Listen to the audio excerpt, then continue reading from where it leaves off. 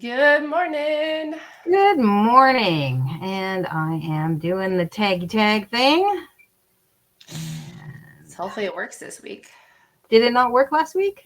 Nah, but I just shared it directly to my page. Nothing works last week. We had a bit of a thing last week with the whole. Yeah. All right. We've got a scheduled power out this week, so it's a good thing we're doing this early. Oh, yeah? Power? Who needs power? It's fine. So you're tagged up, and we're all set to go. Today, first of all, welcome everyone and anyone to the Dark Roast. I'm Donna Stroll, and I'm here with my beautiful co-host, Rose Short. What up? And today we are going to talk about the buyer's journey. Yes. Sort of what is it, and what are some of the things that we should avoid, common mistakes and that sort of thing. Yeah, so often we know what it is that we offer. We know what problem we solve and things like that, but we're not always cognizant of what it looks like on the other side. Yeah. So we're going to break it down from the beginning, with every journey, you've got to start, right? And before you can get to the end. And so the very beginning is basically where we talk about the awareness. So yes. I'll let you go ahead. All righty. Sorry, the tag did not work, so I was trying to figure it out. Oh, okay. It's okay. All right. So awareness stage, right? That's where they become aware of a problem or a need that they might not even know exists. And they don't even know that your product exists either. And so they have to become aware of the fact that you have the solution and that there is a problem to be solved with that solution. Yep. And so ways that you can do that, obviously, is with your content marketing, right? So this is where you want to create content that speaks to their problem or their need or whatever it is that they're trying to do, right? And that solves their issue, whatever it is, whether it's a service or an actual physical product or a digital product, that part is irrelevant. It's just, it speaks to finding a solution to whatever it is that they're looking for. And it's really, you can do that through your blog posts, your social media, your videos, your email marketing, even anything that provides value and gets people thinking, hey, that's my problem. That's my, that's what I need, or that's what I'm looking for. Or yeah, I have this issue and I really want it. You're trying to make them aware that you exist, or make them more aware of their problem. You're not trying to sell anything at this point. You're just trying to give them an awareness that, hi, I exist. And that's where SEO comes in handy too, right? Or search engine optimization. You've got to make sure that you're findable, and you're findable to the right audience. Like we've talked about so many times, know your audience and know how to reach them. So if someone is searching for that particular problem that you have the solution for, you want to be on the top of those results. And there's a lot of different ways that you can do it. Obviously, relevant keywords, hashtags, meta tags, alt text. All of these can help make sure that when people search that particular problem, you and your solution come up. Yeah. And don't forget your social media ads, right? You can target people who might not know that they need your product, right? But it sort of pops up, and then it sort of triggers that little, oh, wait a minute thing. And I mean, your social media ads, you got to make sure that they're targeted so that they're reaching the right people. Because if you just throw out a wide net, you're going to put a lot of money towards people who are just not interested in what you have, or just aren't your demographic in any way, shape, or form, right? So, and I always say with social media ads, know what you're asking for know what you're wanting to do. Now, right now at that stage, if you're using it for this, it's really just to put you in their minds, and you're not trying to sell at this point. You're trying to create awareness. And I think it's really important that people remember what your purpose for your ad is, so that you're spending your money wisely. Oh, for sure. For sure. And that's where influencers could also come in handy, right? Because you can work with influencers who are in the same niche or like adjacent niche to help recommend what you have. So let's say, you're in fitness and maybe you have this awesome workout equipment and there's an awesome dietitian you follow. Like you guys can partner together and you can use them to help influence others or get yourself in front of others, right? So like we do it all the time with collaborations, just putting your face in front of a different audience, maybe, even though it's the same niche. People who wouldn't have necessarily found you on their own. And then by partnering with that influencer, it helps you build trust as well. Because if they already have trust, then the fact that they're willing to work with you is going to build trust in their audience's mind and maybe, some of your audience as well. Yeah. And that's kind of a nice thing about influencers, right? Is they're lending some of their credibility to you. Yeah.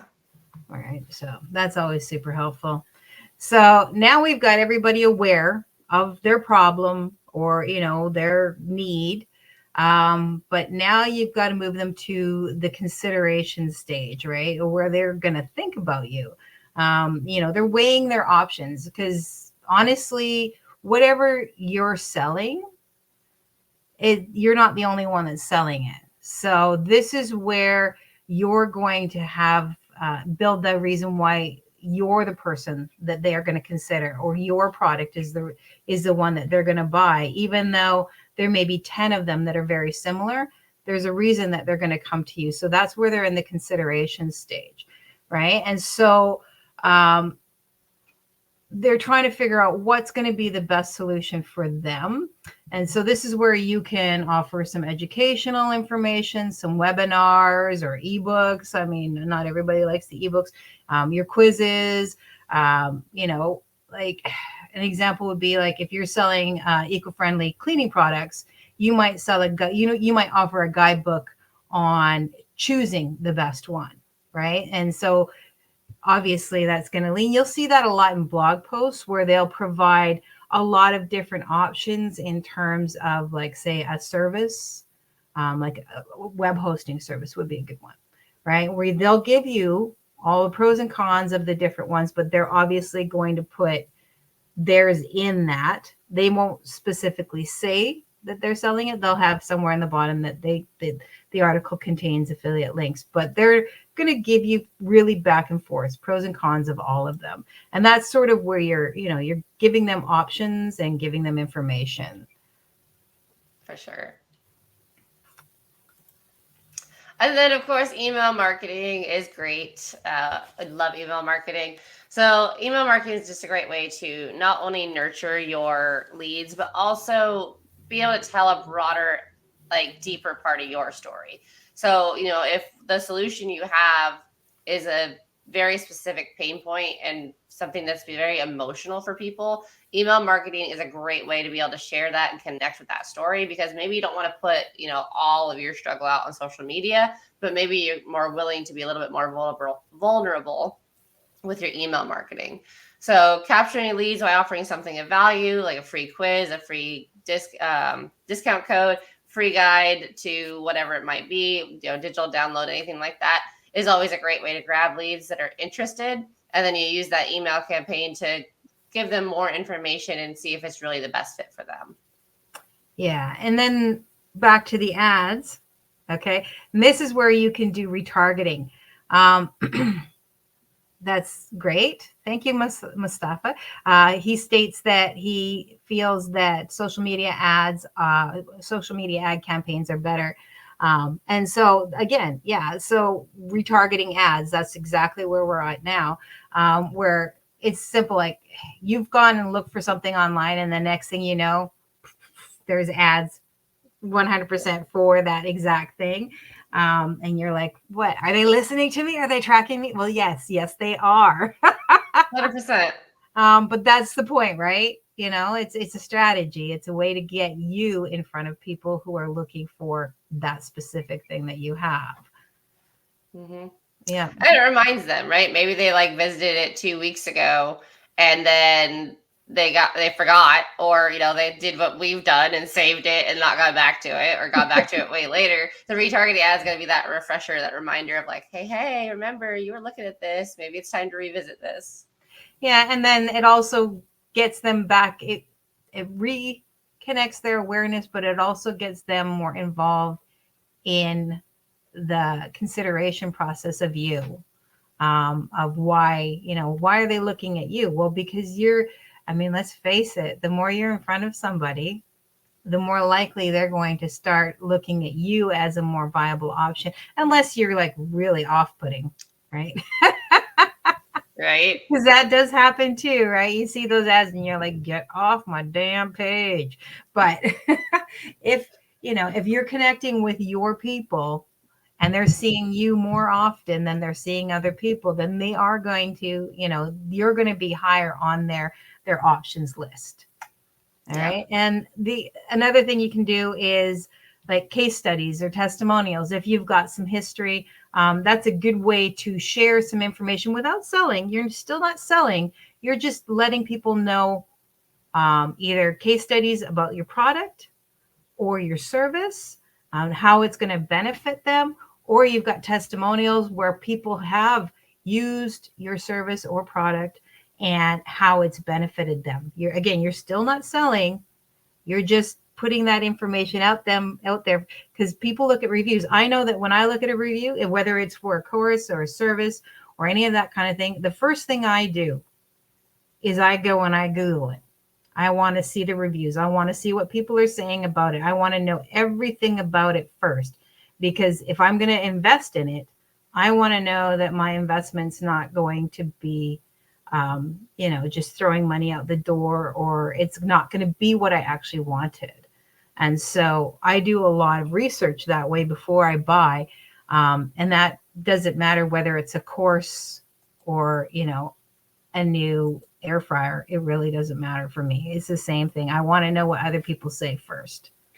See, that's funny because I don't do the reviews, because you're more likely to leave a review if you're pissed off than if you liked it, right? So like I take all reviews with a grain of salt, because I don't expect most people with good experiences to leave a genuine review. But one thing that we do with real estate, with open houses, is we'll have 2 agents there at a time. That way, we'll kind of like feel out the client, see who we think it's going to be a good fit for, and then the other person will talk up the agent that we think they'll fit. Because when you're talking about yourself, it's bragging. When someone else is talking about you, there's more trust in it, because it doesn't come across as bragging or like a hidden agenda. So like we use that tactic a lot, because like you can talk about how great your service is all you want, but somebody else talking about how great you and your service are is just going to up the know, like, and trust. Yep. That's why I have to do research when I do reviews, because I want to see the overall. And you'd be surprised at how many people will give positive reviews, especially in places like Reddit, because they will tell you straight up, no, this sucked. But you'll also get a lot of people, like you'll get both sides. And that's where I weigh it, because yes, you're right. More people will complain than will promote, because it's easier to complain. We're sort of set for that. So if I can see something has lots of really positive reviews with the negative, then I'm much more likely to look at that. And it's the same with testimonials. And I don't just take testimonials at their face value, because people like to lie. Oh yeah. So this brings them to the last stage, right? Which is the decision stage of, are they going to use your solution or not? So they're aware of the problem. They've considered their options. Now they're ready to go all in. And this is where it's your job to make sure that decision is as easy as possible, with clear value proposition, right? So there shouldn't be any hidden fees, any surprises, anything like that. Your messaging should be crystal clear about what your product is, what it's going to solve, and why it's the best. Yeah. And you also want to sort of create a sense of urgency. Now, I know that people don't like that, but at the same time, when you see that timer ticking down, or they tell you you've only got 7 days and then it's gone, I save things like that. I do. It's just automatic. Like if it's something that's triggered in my brain and I went, that's interesting, and I've looked into it and now I've saved it, because if there's a time limit, I'm like, okay, well, time limit to purchase or time limit to save money is another big one, right? Because we don't want to miss out on an opportunity simply because we hemmed and hawed. Mm-hmm. So giving them that little extra reason why they should purchase is super helpful, right? And deals are great for that. You know, you don't want to miss out on a deal. Yeah, and this is also where making sure the checkout process is simple is a key theme. There's nothing worse than getting to the last page and then it's a constant upsell, and you never know when the end of it is. And, you know, don't get me wrong, I've utilized the easy click on upsell. But if you're going to do those, one of the best ways to make the checkout process really convenient or easy is to put a bar at the top and let them know how long this is going to go. Because I have way more respect for people where I'm like, oh, this is one of 7. Cool. Versus the one that doesn't have anything. And I'm just like, when does it end? And they make the no so small that it's almost hard to find and you almost click off the page. So there is bad ways to go about it. But again, you could have multiple value added upsells. Just make sure it's clear that there is an end in sight. Yeah, because people will get exhausted, right? Mm-hmm. And I've seen lots of like Facebook does a lot of sponsored posts, right? And if you start reading the comments, because I always like to see the comments and see what people are saying, and you know that the first probably 5 are bullshit anyways, right? But I look and where do I buy this? Why can't, like, where is the actual checkout page? Why can't I, you know, and it's like, ew, like how much money have you just thrown off to the side because people can't get there easily? You know, if they're ready to take my money, they don't want to have to jump through hoops to give you their money. They were ready to give you your money when they landed on that page. So make it easy for them, right? Yeah. I think a lot of people get like in the thick of it of like trying to make sure they're given a lot of information. And that's the problem, is like the first 3 pages are information. It's like, no, you already sold me with the ad. I don't need all this crap. Yeah, just give it to me. Like, you can have that over here, but I want my payment structure over here so that if I want to reread that information, I can. But I just take my damn money, right? Exactly. And then, you know, there's also the option of a chat support. Now, you can do that with AI bots, or you can actually have a live chat support depending on where you are at your game, or you can just make it so that you're talking on Messenger, right? If you're going to send somebody directly to your payment page, you know, your processing page, maybe you're doing this via Messenger. So just be available to them to answer questions. And if you're not going to have a live support, then I would strongly suggest having a really solid FAQ, right? Just so that people can easily look and see like what I use those a lot as well. Like, I might not necessarily want to talk to somebody, but I do want the information. So just make me see my click so I can look and see, okay, yes, this is a common question, right? So, yeah. So we've kind of been covering it as we are going, but we're going to talk about pitfalls next, because that kind of takes us through the whole buyer's process. And again, it's super important if you're building out funnels or website or something that you do it in a test mode and walk through it as a customer, or have somebody else walk through it as a customer, just to make sure everything's working right and that it's not too much if you think it might be too much. Yeah. So pitfalls, we all fall into them. It's, you know, it's just common. And one of the biggest ones is, again, what we just talked about, ignoring the customer's perspective and just assuming that because it made sense to you, it makes sense to them. Yeah. I mean, you're always going to start with what your customer needs, your customer's pains, you know, what it is that they want, and not just trying to sell your product. Like, too many people sort of just skip that beginning and go directly to that end and then wonder why it's not working. And it's because you really haven't addressed anything that makes the customer connect with you, or like even know that you like, so you just throw a product at somebody and this is your solution. It's like, you didn't even ask me what my problem was. You don't even know what my problem is. And that can be, it just, people get put off by that. Like, nobody likes that. Nobody likes that. Very few people want to be sold from the second you open your mouth, right? Yep. That'll get you blocked real fast. Yep. And so that's, you're skipping the awareness stage straight off the bat, right? It just, nobody wants that. It's just, I don't even know how to say that any better than that. Don't do that. Yeah.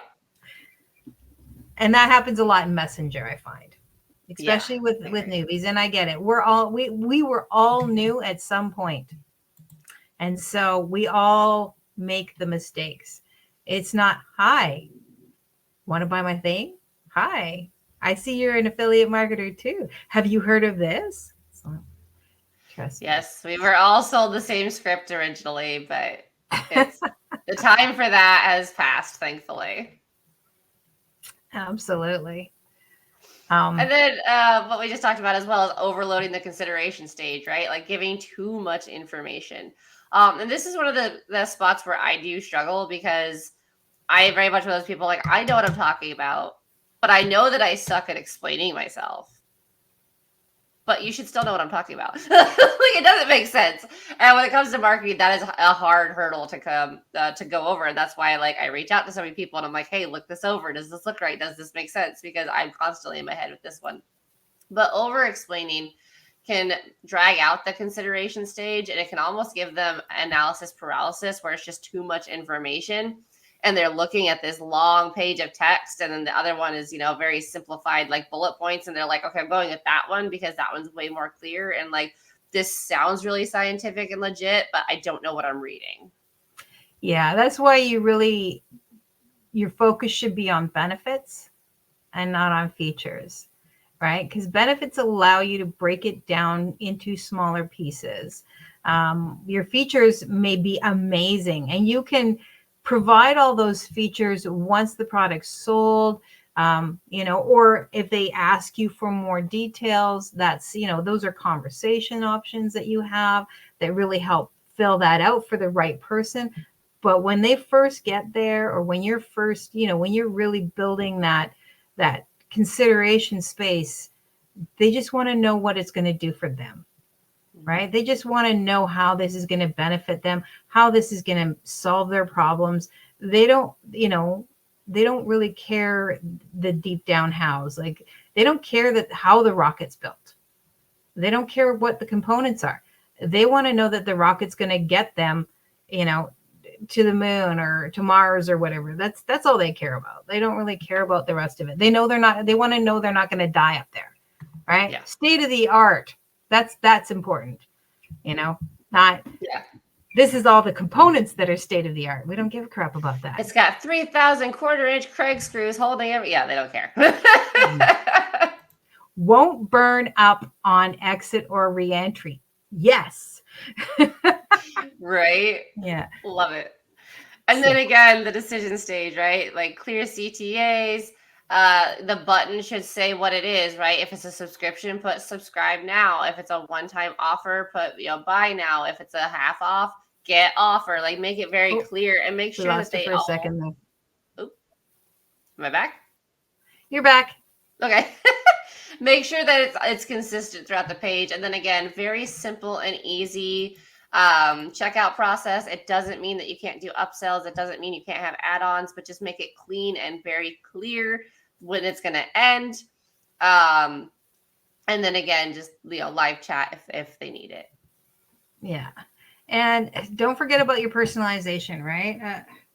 We tend to do, one size fits all. And as a plus size woman, I can tell you that's not true, right? So email is a great place where you can do some personalization, right?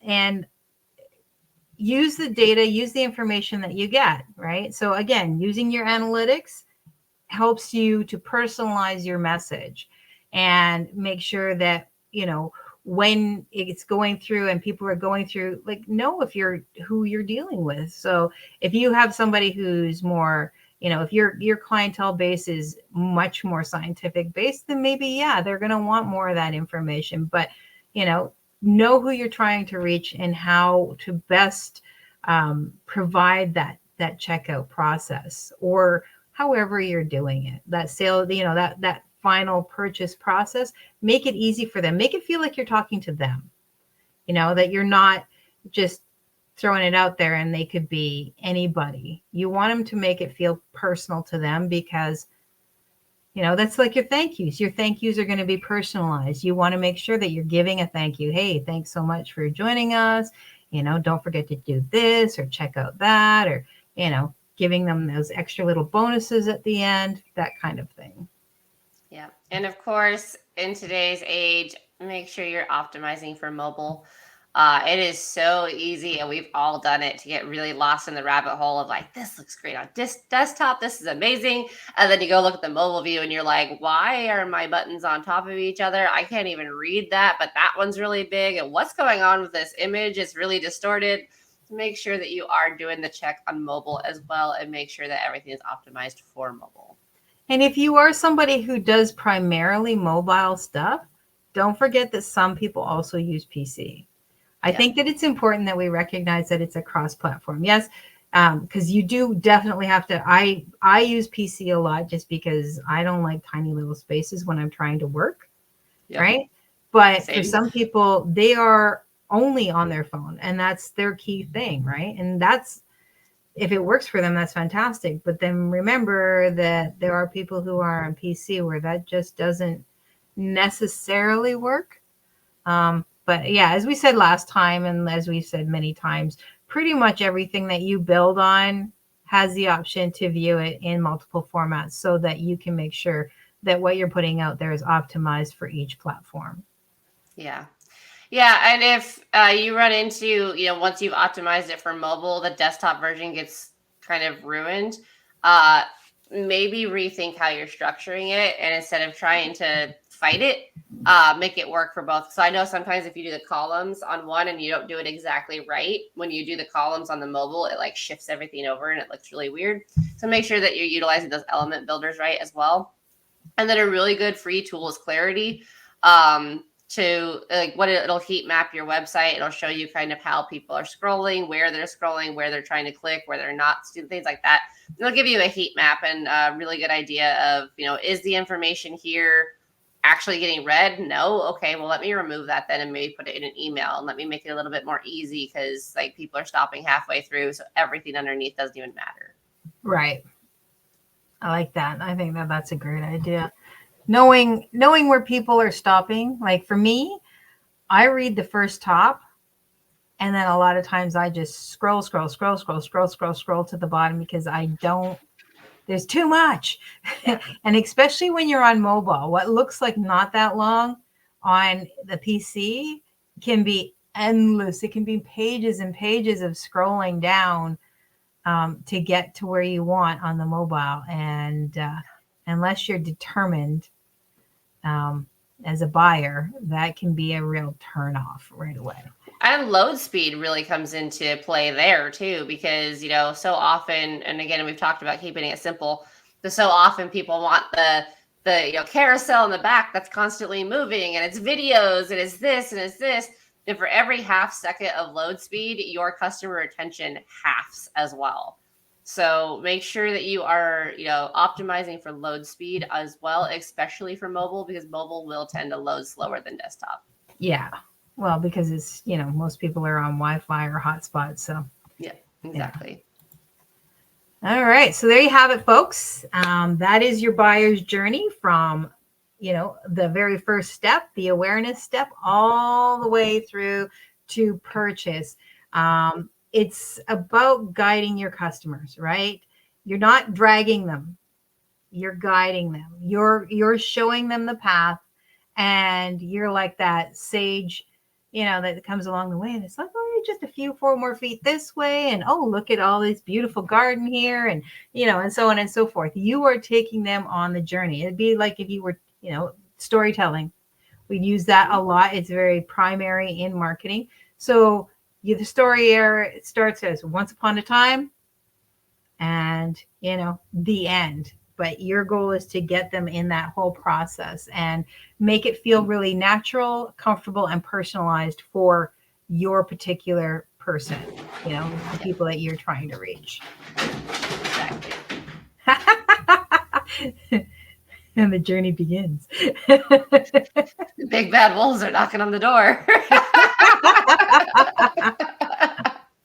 I love it. All right, guys. Next week, I'm so super excited to talk about this one because I think this is extremely important and I love it. And so we're going to talk about managing finances as a marketer, how to budget and invest wisely. Because this is one that, you've got the people who are like, well, you need to invest now and don't even think about it because you're going to make the money back. And you have the ones that are, nickel and diming and wanting not to spend anything. I think it's really important to find that balance. And we're going to talk about how to do that. Yeah. And also, once you're in it, once you've made your investments, how to properly budget and know where to further invest, not only into your business, but into your future. Yep. So don't just go spend all the first profits. Yeah. I'm going for a coffee. Damn it. I worked hard for this coffee. All right. So thank you, everyone, for joining us today. If you enjoyed this episode, don't forget to subscribe. Hit that like button and leave us a comment because it really does help us out. It helps us grow. It also helps us know what's resonating and what's not. Yeah. And so if you've got any questions, be sure to drop them in the comments, or if there's anything that you would like us to cover that we haven't or would like us to revisit, again, please drop it in the comments and we can queue that up for future episodes. Obviously, you can hit us up on social media. You can talk to Rose. You can talk to myself. We're both here on Facebook. We're both here on Instagram. We're both on Threads. So, you can find us pretty much anywhere. I'm sure I think we're both probably on TikTok too, and Pinterest, and God knows what else. We're LinkedIn, everywhere. YouTube. Yeah, everywhere. So we love hearing from you and we love to be able to help you out. So don't forget to that. And I will be putting a link to our YouTube channel in the comments. And also, what was the other thing that I was going to say? Oh, I lost my brain there. It was gone. It was in and then it was gone. But I will do that. Oh, yeah, Clarity. If you wanted to drop a link in the comments about Clarity, just so that people have that information, that would be super helpful because you do talk about it. And so it seems like something that people could use. I think it sounds like an amazing little tool. I was honestly, when I found out about it, I was very upset that no one had told me about it prior. You know what I mean? Well, yeah, because how useful is that to know where people are leaving your page, right? So yeah.